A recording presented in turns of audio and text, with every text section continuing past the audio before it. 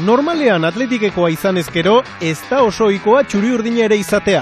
Eta alderantziz, baina arraroa izan arren, Ondarroan badago bi taldeetako bazkidea denik. Atletikoa izango ja 52 urte, eta Realekoa izango 55. Atletizalia beti izan naiz, txikitatik. Kunitzalanera Gipuzkoara, nerekin zegoen langile bat San Realeko enkargatzezun autobusak eta gauz horiek, eta hortik sortu zen nire sozio izateko gogua. Ez familian, ez kuadrillan, ez dute Isidro Lertxundiren erabakia ulertzen.